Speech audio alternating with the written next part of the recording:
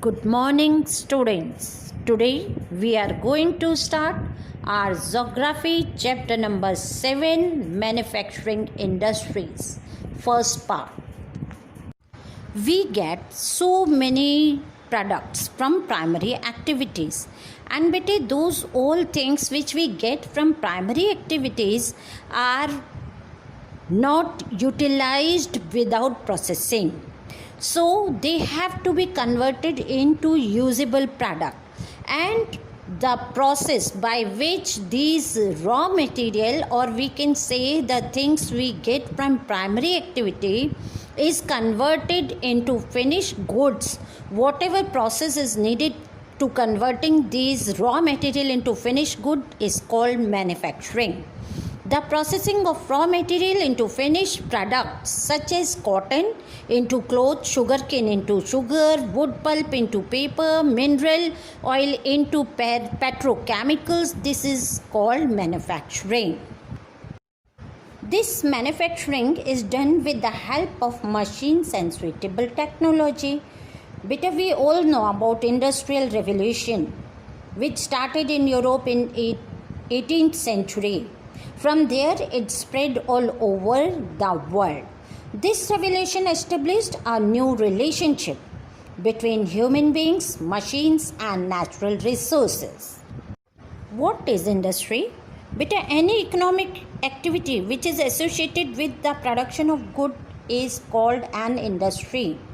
In this, the extraction of mineral, production of goods, or provision of services, these all are included in industry. We are having varieties of industries, and we will be further studying about the classification of industries. Classification of industry. How we have classified the industries?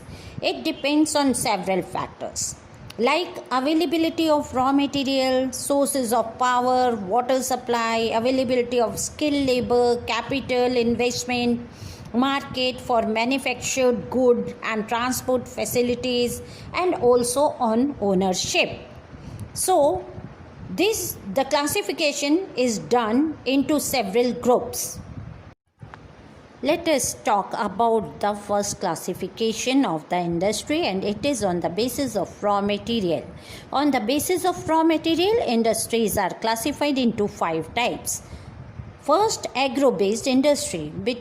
Industries which get raw material from agriculture is included in agro-based industry. For example, cotton textile, jute textile, silk textile, vegetable oil, sugar, food processing. Okay. Second type, mineral-based industry. Mineral-based industry which obtain raw material from minerals, and minerals are obtained from rocks. Iron and steel, aluminium, cement, these are mineral-based industries. Come to the next type, pastoral-based industry. This industry obtain raw material from animals like sheep, goat, and cows. They use hide, skin, bones, horns, flesh, and milk. Woolen textile is also, and leather goods and dairy products are also pastoral-based industries. Marine-based industry, these get raw material from sea and oceans, like fish oil, diesel, or seafood. These are the marine-based industries. Forest-based industry. These industries obtain raw material from forest, like plant, trees, bushes, grasses, etc. Some example of these industries are paper, cardboard, rayon, lead, resin, and furniture-based industries are forest-based industries. Let's talk about next type of classification, and it is on the basis of size. When we talk about the classification on the basis of size, in that 3 types of classification is done. That is cottage industries, small scale industries, and large scale industries. Cottage industries. These industries utilize local raw material which is available in the local area and use basic tools and equipment. And these industries are mostly found in rural areas. Example of such industries are rope, basket, handloom cloth and leather items, etc. Small scale industries.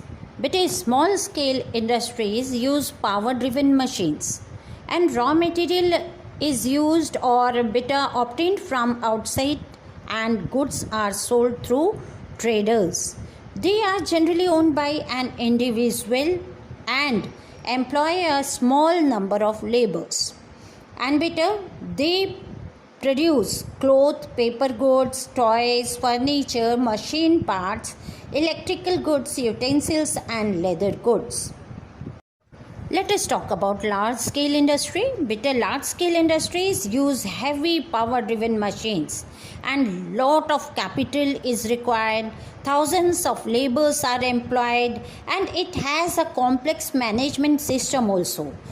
Now, iron and steel mills, textile mills, transport equipment and petrochemicals are large scale industries. Another type of classification is on the basis of ownership. When we talk about the classification of industries on the basis of ownership, it is of 5 types. First, private sector industry. In this, industries are owned and managed by individual or group of individuals. Example, Reliance Industries Limited, Tata Steel and Hindustan Motors. These all are private sector industries. Public sector industry. Public sector, always I tell you that it relates to the government. So public sector industries are owned and managed by the central or the state government. Example, Bhilai Steel Plant, Bharat Heavy Electrical Limited, etc. Joint sector industries. These industries are owned and managed by jointly by private firms and government agencies. Example, Gujarat Alkalis and Chemical Limited, Punjab National Bank and Oil India Limited. Cooperative sector industries. Cooperative sector industries are owned and managed by a group of people. Example, Amul. Multinational corporation. These industries are set up in collaboration with the foreign investors.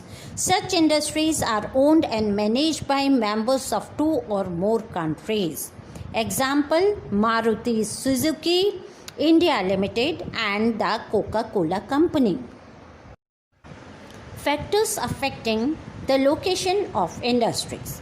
We all know that industries are located only at such places where raw material are easily available and goods can be easily sold at lowest possible cost. Many geographical, historical, economic, human and political factors influence the choice of the location of any industry. Let us talk about some points. 1. Large area of level land. 2. Regular and assured supply of raw material. 3. Cheap and adequate power supply. 4. Adequate supply of skilled laborers at reasonable wages. 5. An efficient network of transport. 6. Nearness to the market for quick sale. 7. Some industries like paper need large quantity of water. So such type of industries has to be set up where water is available. 8. Availability of capital from banks and the government. And lastly, 9 is government policies. These all are the factors which affect the location of any industry. Industrial system. We all know that for functioning of anything a system is required. So industries also function according to a system, or it also depends on a system which is known as industrial system.